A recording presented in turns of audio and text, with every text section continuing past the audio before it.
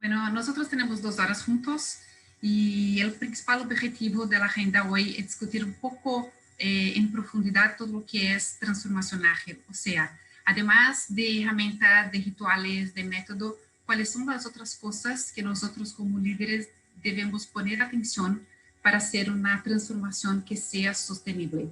Bueno, y tenemos con nosotros hoy Andrea, que es el fundador de A42, que es una compañía global de transformación ágil, que tiene una parcería con Wisnet, que tiene como objetivo acelerar todo lo que es transformación ágil en el mercado brasileño.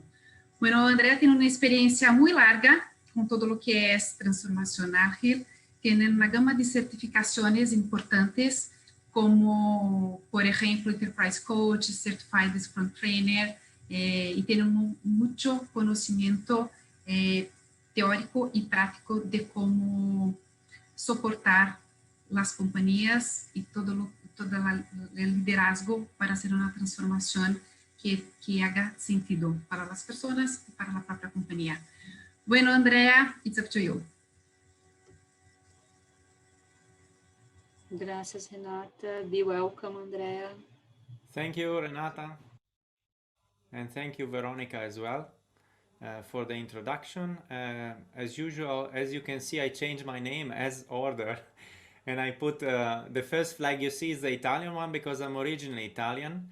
But I live in Germany since 2006. And I speak all 3 languages, including English. But unfortunately, my Spanish is not that good yet. Yeah, we're gonna fix that soon. Don't worry. But we have a lot of colleagues who are speaking Spanish fluently, so I'm not worried about the language. So I'm going to share my screen quickly and walking you today through a couple of points related to value creation. And when we talk about value creation, we have to think about a couple of things. And I'm going to introduce you to some value and principles that can help you really understand where are you creating value, where you are not creating value, and if you can probably refocus or adopt different practices in order to be more effective at doing what you are doing. And the focus today is primarily on what is it that you as leader can do to help your organization focusing more on value creation, but also what can you do to help your people, your teams, in getting better at delivering that value. So we're going to just do a short introduction on what is value, and then moving on, and I'm going to leave you with a couple of suggestions and tips to move forward. So the first thing we need to understand is value is not something we think is valuable, so it's not depending on us, but is depending on the market we are addressing. And the market considers value everything which is solving a specific well-defined need. The problem is so that when the market starts and there is a new market growing, people don't necessarily know already what is that they need. And many times when this happens, we can recognize that there are always 5 different type of audience that we are addressing when we start a new market and we start exploring new ideas. The first part of the audience, which we call the innovators, is about 2.5% of the total market size. And these people are very excited about everything new, and so they jump on the train, but they are not really going to give you much money or being very instrumental in growing the market and the business. But they are the one who are giving you access to the second category, which we encounter, which are called the visionaries, also known as early adopters. These people are the one who are actually interested in the new idea because they see the potential to create competitive advantage for themselves and their company on the market. And this is why they are willing to invest money, they're willing to do some project with you to try to figure out how can they leverage that technology, that knowledge, that new idea to their own competitive advantage. When we encounter then the visionary, we need to start thinking about how can we shift our understanding of what their needs are to something more generic, which can be the need of a whole market, because the next category, known as the pragmatist or the early majority, is more than 1/3 of the whole market, is 34%, and is a 34% in a growing profit curve, which means you are gaining market share very quickly, is also called the tornado effect by Mr. Jeffrey Moore, who is the guy who actually wrote a book which provided us with this model, the market adoption curve, and that book is called Crossing the Chasm. Crossing the Chasm is all about understanding how can we cross that chasm and move from the visionary toward the pragmatist, because that is the audience on the market which will provide you with the highest return on investment.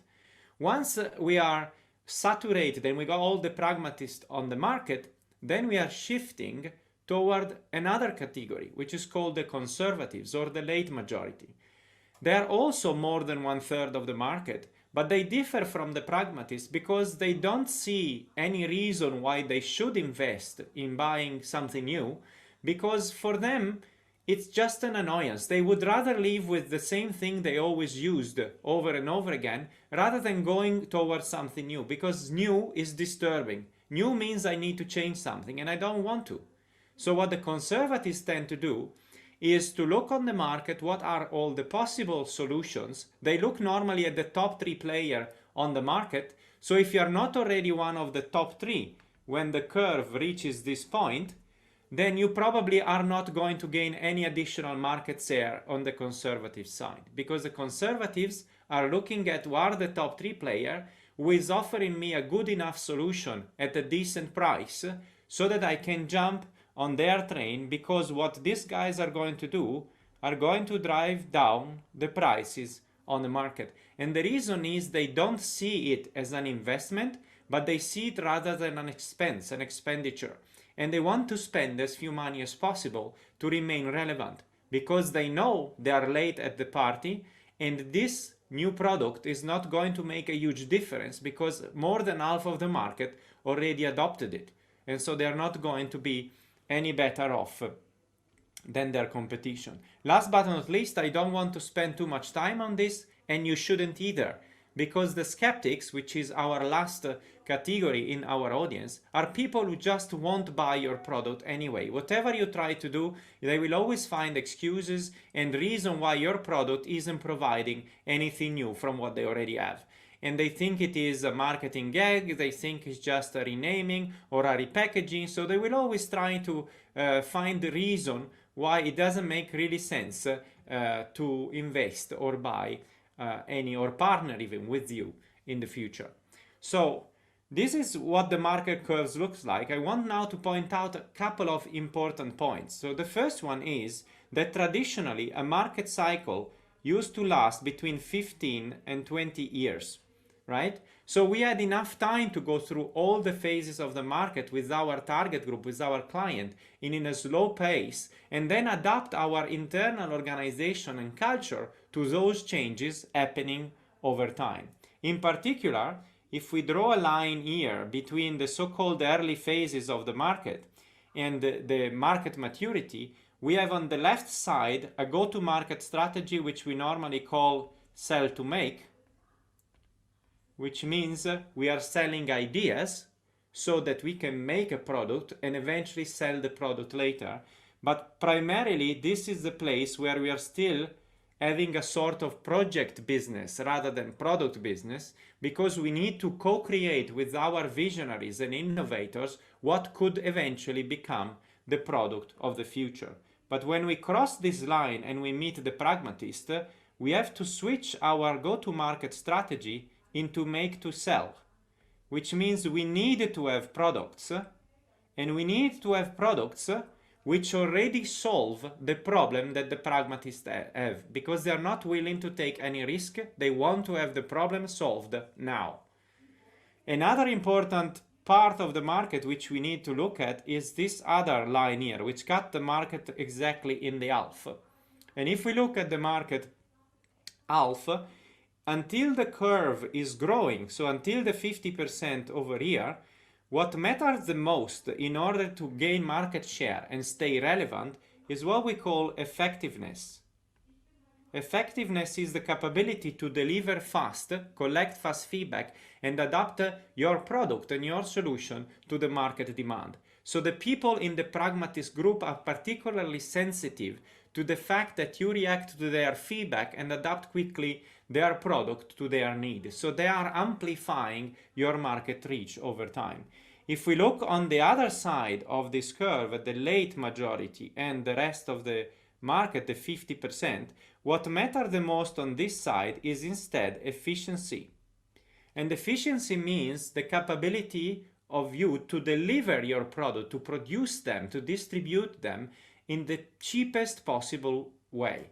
And the reason for this is when the prices go down and the conservative are not in a hurry to have always the new latest product, they are more keen in having packages which are convenient for them to buy because they reduce their expenditure, right? And they're still solving the problem.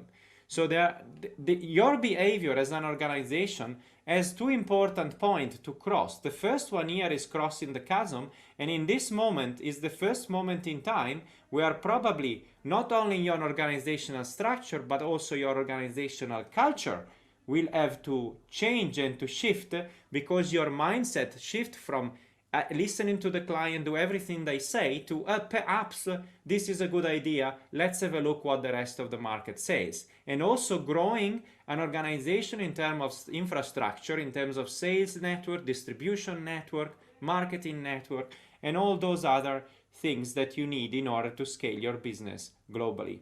Another point where we are going to change the culture and impact the organization significantly is shifting from pragmatist to conservative, because what we value the most is not anymore speed, feedback, capability to adapt, but rather stability, performance, and quality. So it doesn't matter anymore to be fast, but what matters the most is to reduce the cost of delivery so that you can compete with the prices on the market with your competitors. And if you are more efficient than them at delivering your product, you can afford to still make a significant higher profit than they do.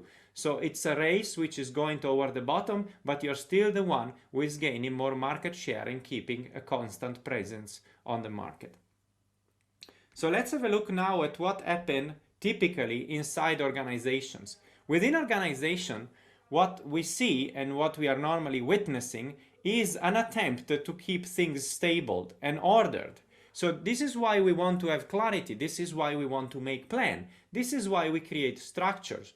We have a vision normally which gives us a kind of direction. It's like a lighthouse. But in order to make sure we make progress, we need to break down this vision into measurable goals. These measurable goals normally have associated KPIs or metrics that you can use to check if whatever you deliver as a result is actually helping you moving toward that goal or not.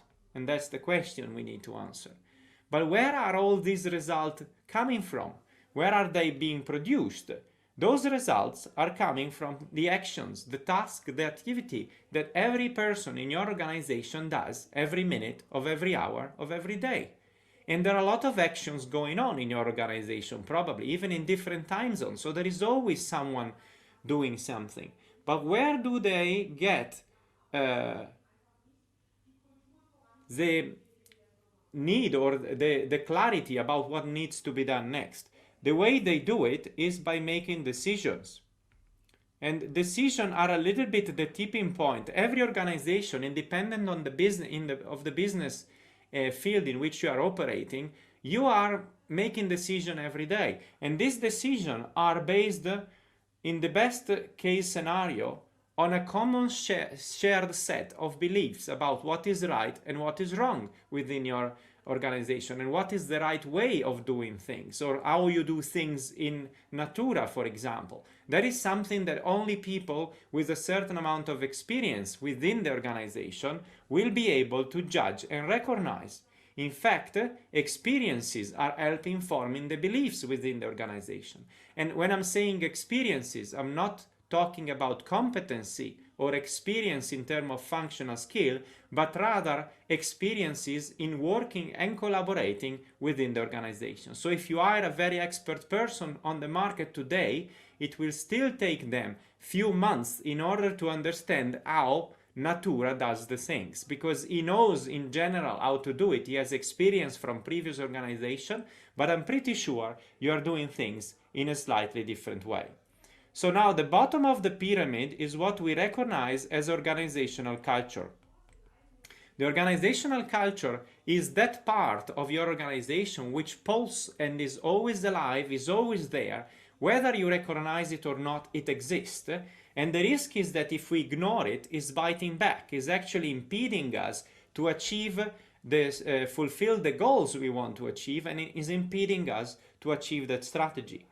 The bad thing about the culture, or the interesting thing I would say, is that we can't design the culture we want. We can't implement culture, because culture is the product of many complex interactions. But what is good is that we can measure culture, and we can, because we can observe behaviors within the organization. We can observe habits within the organization. We can observe rituals within the organization. We can listen to stories of success and failure, and many other elements which are showing us, demonstrating us how your overall organizational culture looks like. But what happens most of the time is that because we are concerned about delivering, we put all of our focus on the upper part of the pyramid, which is where the organizational structure resides. And when we talk about structure, we are referring to everything from simple role description to processes, which can be also very complicated, or even simple things like policies. And these are the things that we put in place in order to help our people do a good job and making the right decisions, right? And we hope that by creating the right structure, we will support people making those decisions more effectively. What happens though when, because of market reason, we need to shift our goal and move them to different places? What happens to all that structure? Is still supporting our people to do the right decision and do the work? Probably not.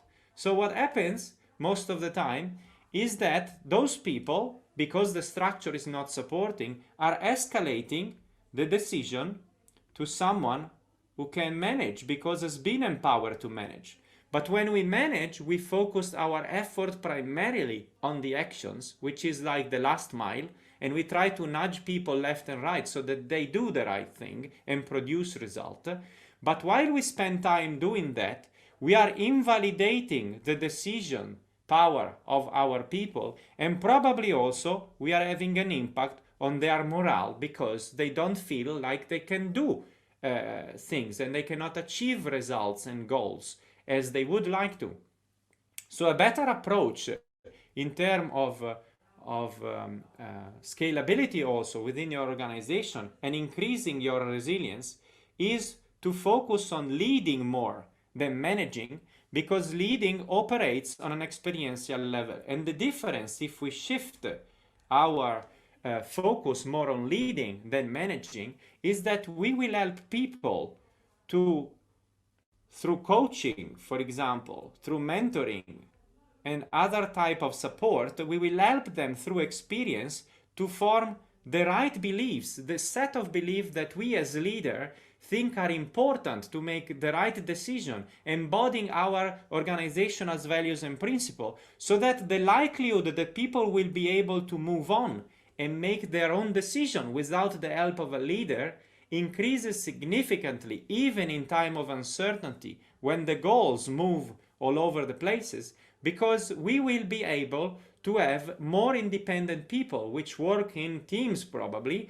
who will be able to make many decisions autonomously without having to have the help or escalate every time to the manager.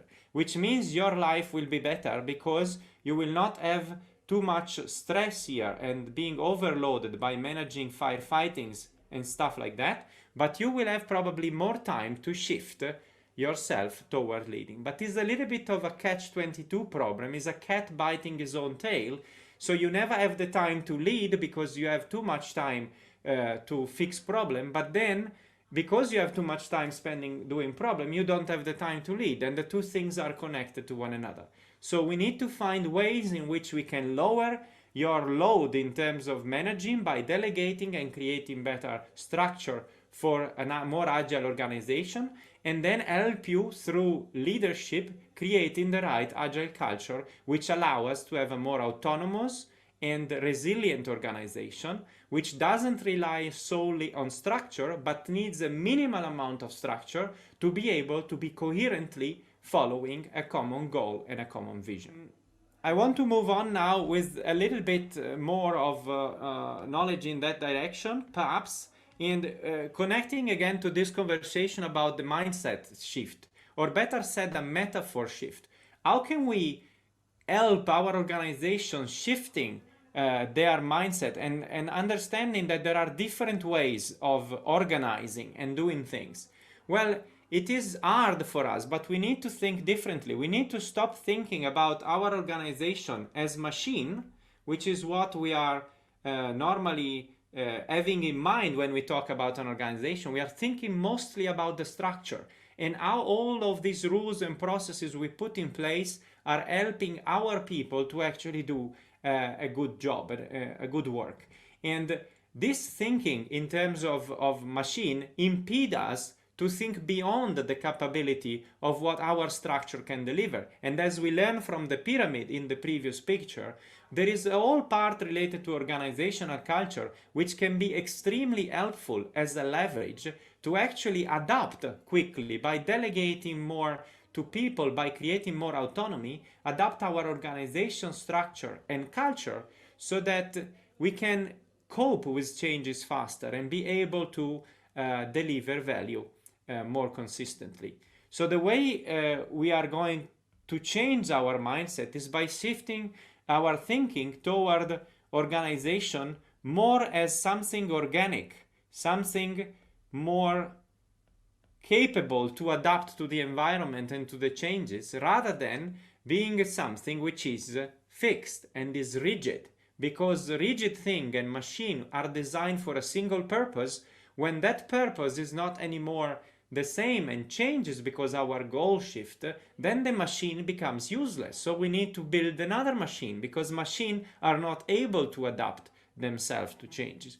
So if we instead think of the organization as a network of individuals, because that is all that is, especially when we are working in a creative environment, we are working with different individuals, and these individuals are all individuals who need to get things done. And sometimes the structure we build are actually creating barriers between them, and they cannot effectively collaborate. So sometimes what we need to do is to remove those barriers and get them out of the way, so that if people want to collaborate, they can, and they can collaborate by establishing relationship of trust between one another that can create groups when they need to solve specific problem, and then when the problem is solved, that group disappear and the relationship of trust might remain, but those people can connect with one another in different ways in the future and form different groups. So we will have a much more dynamic organization that, depending on the activity at hand or the goal at hand, can reorganize themselves very quickly. And the way people will establish a relationship of trust is by allowing them to nurture what we call informal network.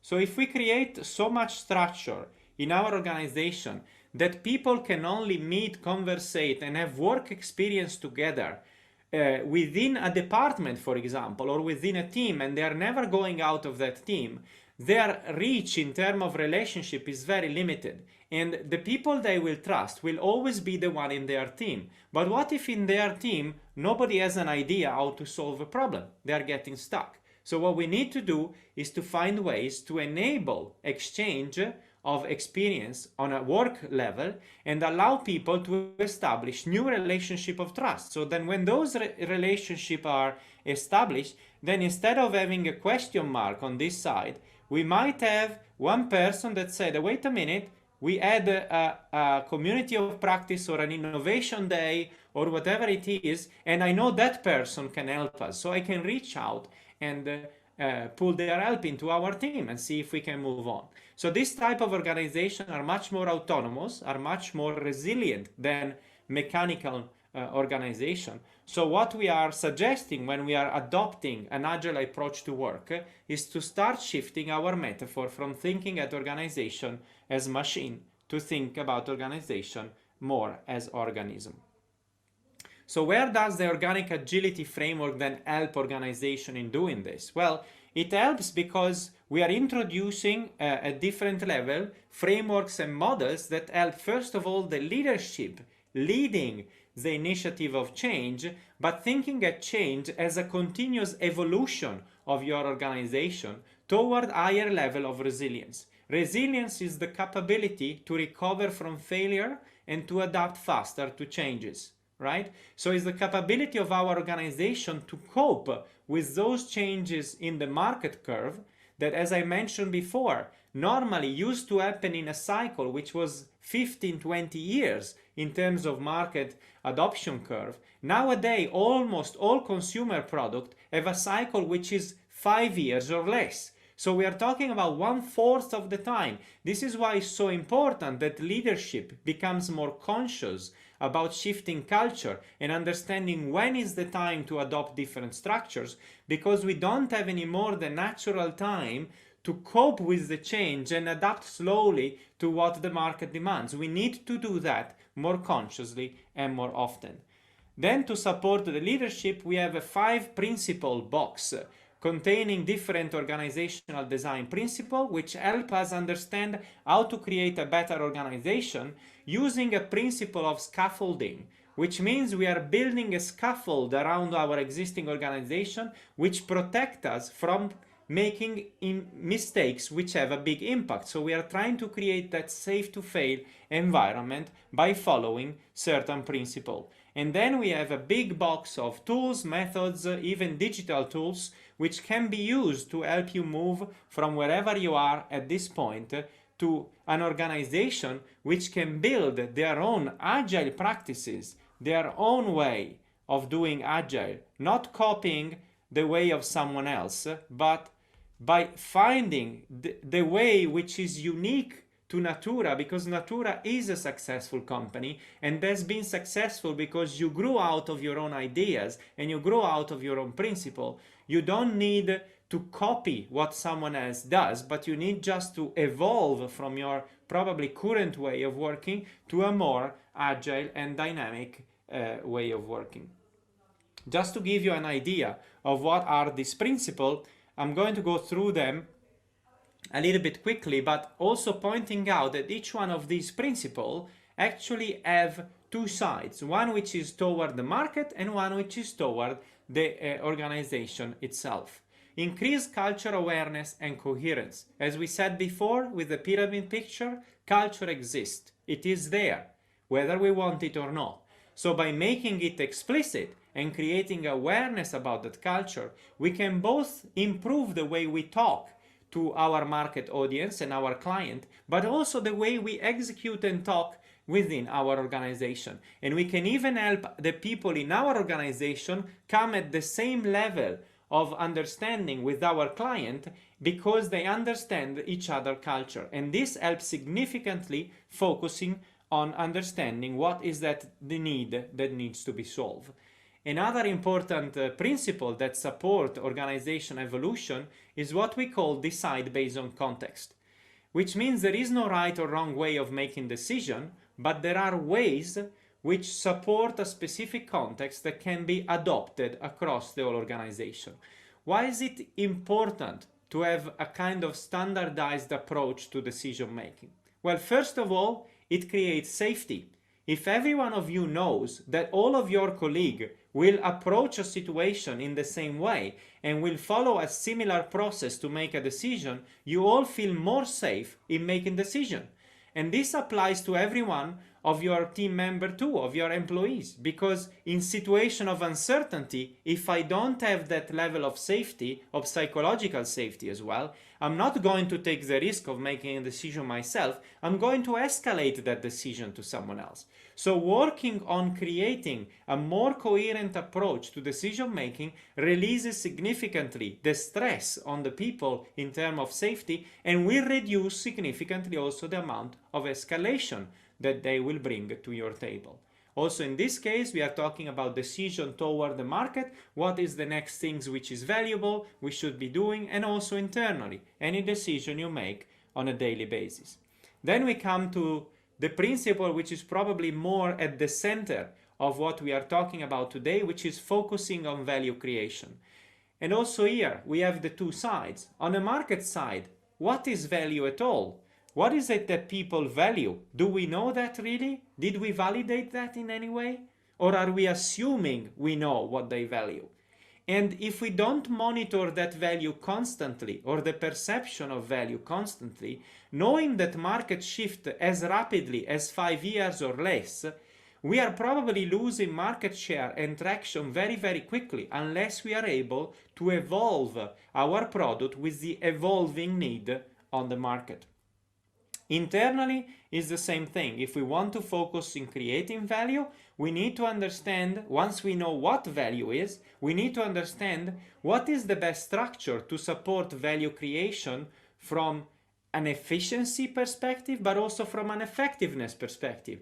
There is no one structure that solves all the problem. So if we focus on effectiveness and delivering fast, we need to have a higher level of autonomy, probably lower utilization and slack, so that we can adapt very quickly to changes and deliver value fast. If we are in a late majority market where people expect high quality and they don't care much about speed, but we want to increase efficiency by utilizing our resources to the maximum capacity, then we are probably using a completely different organizational structure and processes to make that happen.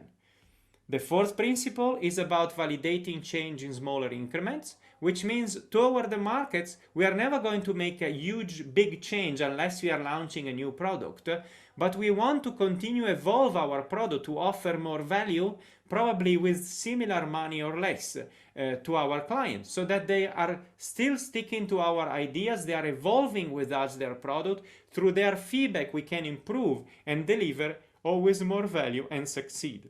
Also internally, we are not going to make big bang changes. We are not turning all organization around from one day to another, but we are rather probably looking at areas in which people are suffering, in which people are under stress and pressure because things are not working really well. We will go there, we will ask them to formulate hypotheses on how can they improve their way of working if they have ideas, because surely they do. They are doing that job every day, and they are probably expert in doing it. So they will have hypotheses on what they could try to make their work more effective, and we can run experiment in a safe to fail way in which they can find out new ways to improve their way of working. And this is a much more evolutionary approach and safe approach, which will not invade the organization at once and create big ripple effect, but rather allow the organization to evolve by the experience of every individual. Last but not least, once we know how to go from A to B and how to create value for our client, we need to optimize, which means we need to avoid all those loops which are not adding any value and focus primarily on creating a straight path toward delivering that value. In that way, we will become more efficient and we will be more competitive on the market. We have last bit, which is more a little bit of a deep dive on the value discovery side. In particular, we are talking about how do we find out what people really want and how can we organize ourselves more effectively to deliver that value. I'm just showing you in particular one of the process within organic agility, one of the method, which is called value stream discovery. So value stream discovery is about understanding what is the business scenario, what is the business case scenario we are dealing with, what our client needs are, not what they want, but rather what they need, because normally the two things are disconnected. It's not the same thing. What people think they need and want is different from what they actually need and want. And the best way is to create context, have a conversation with a pilot group of clients to understand what problem are they trying to solve, what need do they have that they want us to solve for them. Once we have that, we can start creating more structured approach to identifying our audience. Who are the people we are talking to? And we might have for every one of these a persona, a stereotype, whatever is the thing you prefer to have to describe it. But what we need to learn is which part of our market adoption curve are these personas into. So if, for example, the first persona is a conservative, if the first persona is a conservative, and the second one, as you said, is a pragmatist, so how many of these we'll have and how many of those we have? If we said we are roughly 50%, then we might ask ourselves, okay, these guys here like quality over speed, these guys here like speed over quality. We might have a dilemma, but there are some characteristics of our product which are probably more interesting for the people below, and so we need to deliver them fast as soon as they ask them. And there are characteristics of the product which are more interesting for the first audience, so we need to approach them generally in a different way. Then once we know that, what we are going to do is to look at, first of all, what our value stream look like. So this one here is what we call value stream. And the value stream is going to be composed by all of those activities that we do in order to create an increment of value for our target groups. How do we find out what are those activities? Well, the best way to do it is looking at projects from the past who address the same people and decompose those projects by finding out what are all the skills that we have been using in order to deliver those projects. And we can then analyze those skills and group them into higher level activity. In that way, we will have a clear understanding what is the value stream that we need to implement in order to deliver value to those people.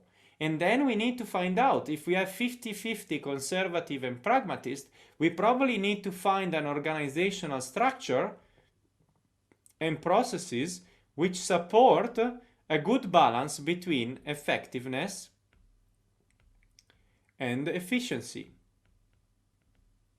Because this will probably make both a little bit happy. Or we make a decision, hey, the pragmatist, the conservative don't care anyway much about speed, so let's focus more on speed than efficiency, because those are the part of the market where we are still growing, as opposed to shifting too much toward efficiency. Or we see that the conservative are growing and the pragmatists are stable or stale, then we want to focus exactly on the opposite. We probably want to focus more on effectiveness than on efficiency. So we are very adaptable. And when we say focus on effectiveness, mean we are optimizing our organization for that as opposed to efficiency.